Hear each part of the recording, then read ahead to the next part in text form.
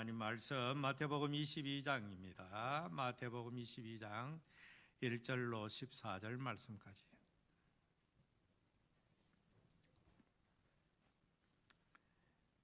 예수께서 다시 비유로 대답하여 이르시되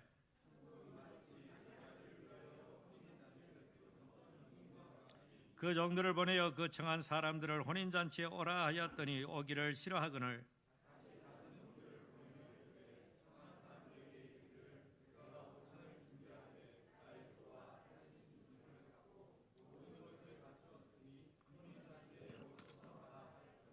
그들이 돌아보지도 않고 한 사람은 자기 밭으로 한 사람은 자기 사업하러 가고 임금이 노하여 군대를 보내어 그 살인한 자들을 진멸하고 그 동네를 불사르고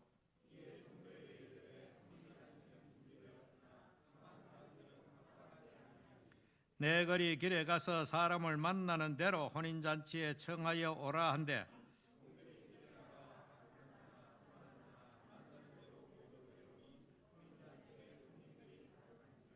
임금이 손님들을 보러 들어올새 거기 예복을 입지 않은 한 사람을 보고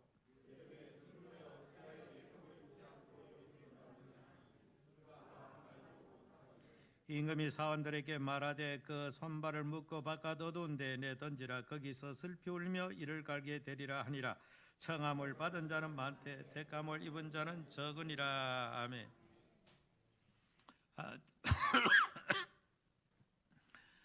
최근에 제가 주일 설교 계속 예수님의 비유, 두 아들의 비유, 그리고 악한 농부들의 비유, 오늘은 혼인잔치의 비유, 이 세 번째 비유의 말씀이 되겠습니다.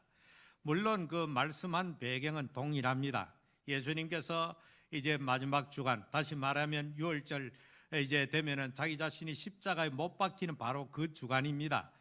고난주간이라고 말할 수가 있죠. 예수님께서 바로 예루살렘 성전이 있는 예루살렘을 방문하게 됩니다. 방문했을 때에 그 유명한 무화과나무 잎사귀만 있고 열매 없는 나무를 저주하신 적이 있죠. 이것은 바로 열매가 없는 그 무화과나무를 저주하여 다시는 열매를 맺지 못하게 하는 이해할 수 없는 그런 조치를 예수님께서 취하셨습니다. 그것은 바로 하나의 상징적인 퍼포먼스적인 교훈을 주는 것이지요. 그러니까 하나님의 선택을 받고 하나님의 선민이라고 자부하는 이 유대 백성들이 하나님이 원하시는 기뻐하는 열매가 없는 그런 타락한 백성이 되었기에 더 이상 그들에게는 아무것도 기대할 수가 없어서 하나님께서 이스라엘이라고 한 선민의 자격을 박탈하는 상징적인 그림이 바로 무화과나무를 저주하심에 있었습니다. 그 다음 예수님께서 한 가지 비유를 하셨는데 바로 두 아들의 비유입니다. 첫 번째 아들은 아버지의 명령을 따라서 예라고 순종하면서 내가 포도원에 가서 일하겠다 해놔놓고는 그만 마음이 변해가지고 아버지의 말을 거역하고 말았습니다. 그러나 둘째 아들이 처음에는 가기 싫습니다 하다가 돌이켜서 그렇게 다시 포도원에 들어가서 일을 했다. 그래놓고 예수님께서 그들에게 묻습니다. 그 대상은 바로 제사장과 서기관 장로들이었습니다.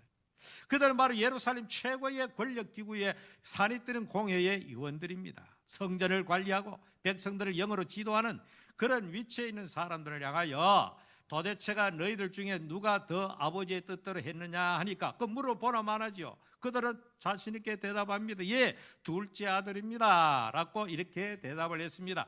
자기들은 그 정답을 하면 어지간히 칭찬 들을 줄 알았는데 예수님께서는 뜻밖의 하시는 말씀이 바로 앞으로 너희들은 맏아들과 같은 존재이고 둘째 아들과 같은 싫습니다 하고 거부해놓고 순종했던 바로 세리와 창녀들이 너희들보다 천국에 먼저 들어간다고 하는 엄청난 충격적인 말씀을 그들에게 하신 것입니다. 그리고 그 다음에는 이 악한 농부들의 비유, 포도원에 이렇게 들어가서 일하는 그 포도원의 농부의 이야기 있죠. 그런데 이 포도원에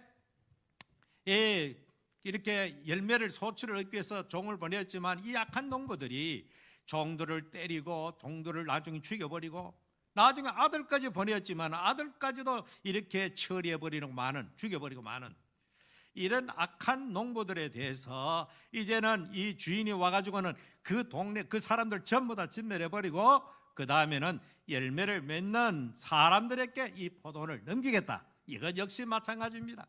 이스라엘이라고 하는 하나님의 포도원을 그동안은 맡겨놓았더니 이들은 도대체가 하나님의 앞에서 합당하지도 않을 뿐더러 하나님의 예언대로 말씀대로 오신 예수 그리스도를 영접하지 아니하고 오히려 그를 십자가에 못 박고 마는 이 악한 유대인들의 심판을 거기에서 말씀하는 것입니다. 그러니까 더 이상 그들을 꼬는 포도원 관리 책임을 다 빼앗아버리고 박탈해버리고 이것을 바로 이 열매를 맺는 이방인들에게 넘기고 말고 그들은 하나님의 무서운 준엄한 심판을 받게 된다는 메시지를 지난주에 했습니다. 오늘 역시 마찬가지입니다. 오늘은 혼인잔치 비유를 하지만 그 내용은 거의 다양한 방면을 했지만 오늘 또 같은 이야기를 예수님께서 이 혼인의 이야기 해가지고 말씀을 하고 있는 것입니다.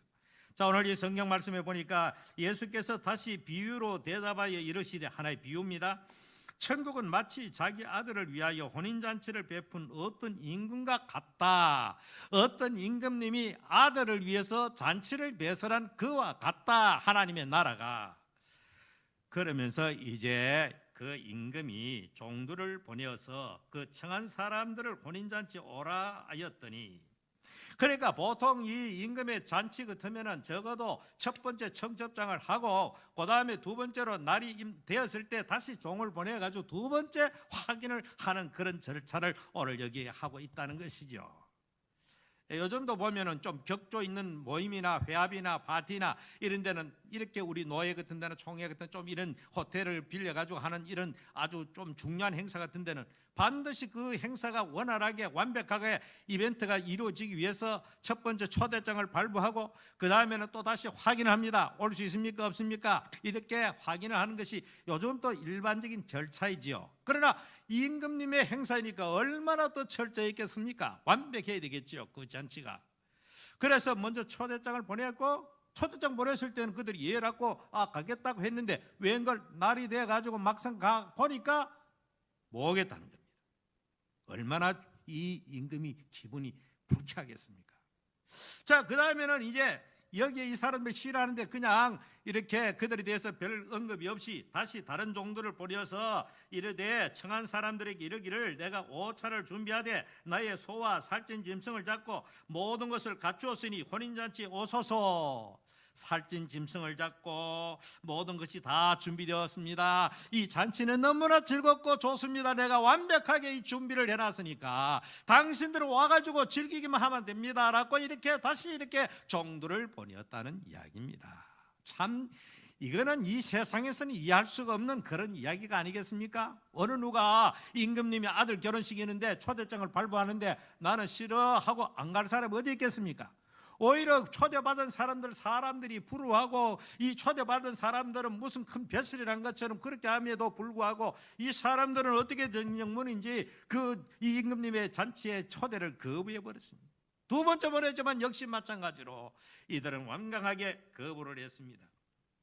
문제는 거기서 그치지 아니하고 그들이 돌아보지도 않고 한 사람은 자기 밭에 일하러 갔다는 거죠. 한 사람은 자기 사업하러 가고 뭐 사업도 여러 가지 있겠죠. 여러 가지 일과를 핑계대면서 나는 밭으로 일해야 되니까 못 가. 나는 사업상 나는 바빠라고 안 갑니다. 그런데 또 거기 그치지 않습니다. 그 남은 자들은 종들을 이거 도대체가 이해할 수 없습니다. 아니 임금이 아들 잔치에 초대하라고 이렇게 보냈는데 보낸 종들을 갖다가 초대장을 가지고 간 사람을 갖다가 잡아 죽이는 이거는 현실 세계에서는 상식적으로 있을 수 없는 이야기를 예수님께서 설정해 놓은 것입니다. 그렇지 않습니까? 아무리 내가 예를 들어서 지금 어떤 정권을 맡은 대통령하고 관계가 안 좋고 나는 그 정치 노선에 동조하지 않을지라도 대통령이 어느 날 우리를 이렇게 청와대에 불러가지고 만차례 뭐 이렇게 초대장을 발부한다 하면은 여러분 나는 싫어 안 가겠습니다. 웬걸 어제까지는 욕하다가 오늘은 그냥 동네방네 자랑하면서 나는 청와대 초대를 받았다면서 초대장을 들고 보이면서 이렇게 자랑하는 것이 보통 사람들이 그런데 도대체 이 사람들은 가지도 않을 뿐더러 자기를 초대한 종들을 잡아 죽였다. 이거는 이 세상 현실 속에서는 도무지 납득할 수 없는 일이 발생하게 된 것입니다. 그래서 더 이상 임금의 인내와 관용이 끝나고 그래서 어떻게 합니까? 임금이 노하여 7절에 보니까 군대를 보내어 그 살인한 자들을 진멸하고 그 동네를 불살라버립니다. 참 이것도 이해할 수가 없는 거죠. 저 잔치에 참여하지 않는 사람들을 모조리 다 죽여버리고 동네를 완전히 불살라버리고 완전히 끝내버리는, 이런 이야기를 예수님께서 1차적으로 설정하셨습니다. 그 다음에는 어떻게 하느냐, 그래서 이 종들에게 이르되 혼인잔치는 준비됐으니, 어차피 잔치는 준비되어 있고 소도 잡고 뭐 많은 음식을 차려놓고 했으니까 이들은 오지 않으니까, 이들은 다 끝장냈으니까 이제 청한 사람들은 합당하지 않다. 내가 먼저 초대한 사람은 이 잔치에 참여한 것이 합당하지 않아. 그래서 너희들은 네 거리 길에 가서 사람을 만나는 대로 혼인잔치에 청하여 오라. 그러니까 처음에 여러분 생각해 보십시오. 임금님의 잔치에 처음에 초대장을 받은 사람은 보통 사람이겠습니까? 다 선택된 사람들이겠지요.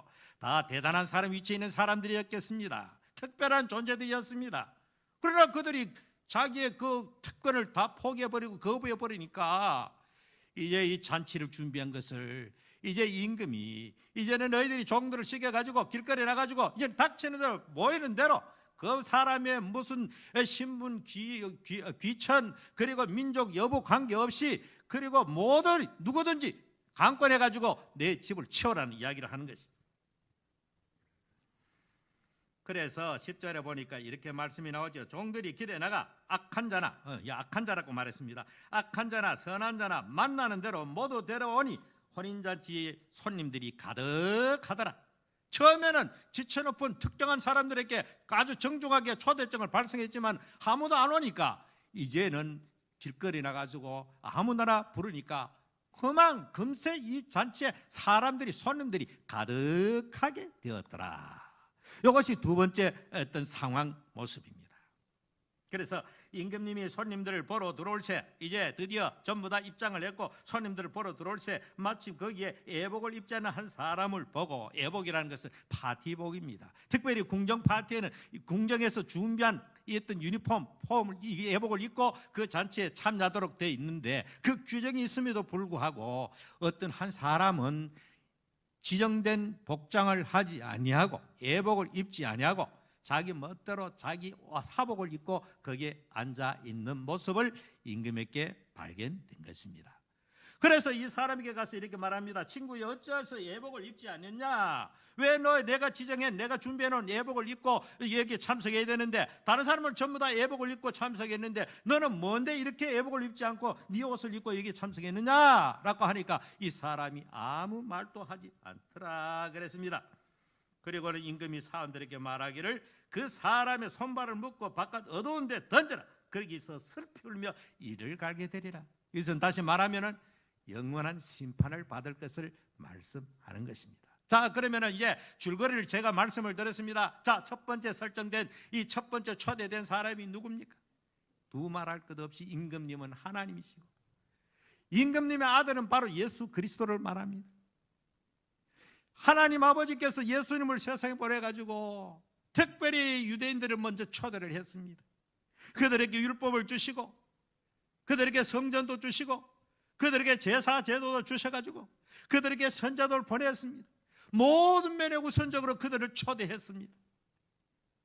그러나 그들은 하나님 앞에 첫 번째 아들이 예하고 불순종했듯이 이들은 하나님을 잘 섬긴다고 말은 하지만 막상 하나님의 아들이 이 세상에 오셨을 때 예수 그리스도 하나님의 아들을 거부해버리고 십자가에 못 박고 많이 파송된 하나님의 종들까지도 그들은 처리하고 십자가에 못 박고 돌로 죽이고 이런 일들을 저들이 서슴지 않고 했던 것입니다. 그러니까 여기에 첫 번째 초대된 사람, 거부했던 사람, 나는 뭐 이렇게 밭에 가겠다, 나는 사업자 가겠다, 그리고 이 종들을 죽인 이 사람들이 바로 유대인들을 말합니다. 하나님의 특별한 특권을 받은 사람들입니다. 선민이라고 자처합니다. 날마다 하나님을 잘 섬기는 것처럼, 누구보다도 하나님을 섬기는 것처럼 성전에 올라가서 제사기를 즐겨하는 사람들이었습니다. 그러나 정작 약속대로 하나님의 아들 그리스도께서 이 세상에 오셨지만은 그들은 거부해버리고 받아들이지 않고 하나님의 잔치, 그리스도의 혼인잔치에 그들이 참여하기를 거부해버린 것입니다. 그렇게 되니까 결과적으로 역사 속에 어떤 일이 벌어졌습니까? 예수를 십자가에 못 박은 그들을 향하여 이 빌라도가 나는 이 사람에게 아무런 나는 피값이 없다, 나는 이 사람 놓아주려고 했는데 너희들이 이 사람 예수를 십자가 못 박아 그랬으니까 하니까 이 사람들이 하는 말이 온통 군중들이 소리를 지르면서 좋습니다, 이 사람의 피를 우리에게 돌리십시오, 이렇게 그들이 함부로 말하게 되었지요. 자, 그 결과 예수님께서 십자가에 지시고 부활하시고 하늘로 승천하셨습니다. 약 40여 년 후에 유대 나라가 로마를 향하여서 큰 반란 전쟁을 하게 됩니다. 자기들 입장에서는 독립 전쟁이지요. 이렇게 하니까 이 당시에 로마는 세계를 지배하고 통치하면서 웬만한 것은 그 나라의 자치를 허용했습니다. 웬만한 것은 자기 풍습을 그대로 허용했습니다. 그러나 로마를 향하여서 반대를 하거나 거기에서 독립을 추구하거나 하는 그런 나라는 가차없이 로마의 정예 군대를 보내가지고 초토화를 시켜버린 것입니다. 그러니까 이 주 70년에 그 유명한 티도라는 장군이 로마의 정예병들을 거느리고 와서 이 예루살렘을 에워싸서 결국에는 그 성이 예수님 말씀한 대로 돌 하나도 돌 일이 남지 않고 완전히 성이 파괴되고 성전이 불태워지고 수많은 사람들이 거기에서 끌려가고 죽임을 당하고 아마 이스라엘 역사상 그때만큼 참혹한 적이 없는, 거리에 피가 얼마나 많이 흘렀는지 말이 말굽에 피가 적실 정도로 끔찍한 참상이 주 70년에 예루살렘 예수를 십자가에 못 박고 그 피값을 우리에게 달라고 하는 그들을 향하여 하나님이 진노의 선단을 내려 부은 것입니다. 이것이 오늘 이 성경 말씀에 거부한 그들을 향하여 군대를 보내가지고 진면한 그 이야기를 여기 성경에서 하고 있는 것입니다. 그래서 더 이상 유대 나라는 하나님의 선민으로서 자격을 완전히 박탈당하고 더 이상 그들에게는 특권도 없고 더 이상 그들에게는 성전이고 뭐고 다 이제 끝장나버리고 이제 분노한 이 임금이 종들을 보내가지고 자, 먼저 불렀던 그들은 아무 자격이 없구나, 그래서 내가 잔치는 준비해놨으니까 너 이제 길거리 나가서, 과거에는 감히 잔치에 구경도 할 수 없는 그런 사람들, 악한 자, 선한 자, 비난 자, 가난한 자 민족 초월해가지고 누구든지 보는 대로 이 잔치에 불러오너라. 여러분, 이 잔치에 부름받은 사람 얼마나 기분이 좋겠습니까? 그렇지 않습니까? 전에는 과거에는 임금의 잔치에 그 집에 궁전의 잔치에 참여 꿈에도 생각하지 못한 그들이 임금님의 특별한 배려로 초대를 받게 되었으니 여러분 같으면 어떻겠습니까? 얼마나 기쁘고 좋고 나 같은 것을 궁전의 잔치에 참여해? 이렇게 하면서 감격 속에 이렇게 주인이 말씀대로 그 잔치에 참여하지 않았겠습니까? 이것이 바로 유대 나라는 복음의 모든 것을 빼앗겨버리고 이것은 오늘날 이방인들이 민족을 초월해서 누구든지 예수 그리스도를 신랑으로 구주로 영접하는 자들에게 하늘나라 천국 잔치에 참여할 수 있는 특권을 주신다는 그 이야기를 하고 있는 것입니다. 저와 여러분들도 바로 원래는 감히 그 잔치에 꿈도 못 꾸는 존재들이었지만은 유대인들이 거부하고 하나님 앞에 자격이 박탈당함으로 말미암아 오늘 우리 같은 이방인들에게 하나님의 놀라운 천국 잔치에 초대를 받고 참여하게 되었으니 우리는 예수 믿는 이 자체가 얼마나 놀라운 일이고 얼마나 귀한 일이고 얼마나 감사한 일인가를 날마다 천국 잔치에 초대받은 그 기쁨으로 주일 예배도 그런 마음으로 참석하는 여러분 되시기를 바랍니다. 이것이 바로 앞으로 하늘나라 영원한 하늘나라 혼인잔치에 들어가서 이루어질 그것을 미리 보여주는 것이지만은, 그래서 우리가 예수 믿는 거 이거 어쩌다가 내 예수 믿어가지고 참 이러도 저러도 못하는 그런 것이 아니고 나 같은 죄인이 감히 근처도 갈 수 없는 하나님의 궁정잔치에 초대를 받았으니 하나님의 아들이 우리의 신랑이 되었으니 이거 어찌 세상의 그 무엇과 비교할 수가 있겠는가. 늘 우리의 신앙은 기쁨과 설렘과 감사와 감격이 떠나지 않는 그런 신앙생활이 정상인 것입니다. 그리고 그 임금이 단 하나 아무것도 거기에는 요구되는 것이 없습니다. 그 잔치에 참여할 자격은 주인이 준비한, 임금님께서 준비해 놓은 예복만 입고 잔치에 참여하면 되는 것입니다. 예복만 입고, 돈 드는 것도 아니에요. 임금님이 다 준비한 유니폼 예복만 입고 그 잔치에 참여하면 된다는 것입니다. 그런데 어쩐 일인지 딱 한 사람이 예복을 입지 않고 딱 자기 사복을 입고 그 잔치에 앉아 있는 것입니다. 그래서 임금님이 와가지고, 야, 자네는 왜 내가 준비한 예복을 입지 않고 네 옷을 입고 앉았어? 그리고 이 사람이 아무 말도 하지 않더라. 그래서 이 사람을 끌어내가지고 바깥 어두운데 던져라. 영원한 이를 갈고 슬피우는 그런 심판에 던져버렸습니다. 무서운 이야기 아닌가요? 잔치에 참여했지만, 초대를 받았지만은 예복을 입지 않은 여기에서 결국엔 이 사람의 운명은 끝장나버린 것입니다. 예복이 무엇입니까? 예복은 다름 아니라 예수 그리스도의 십자가 의의 공로를 말합니다.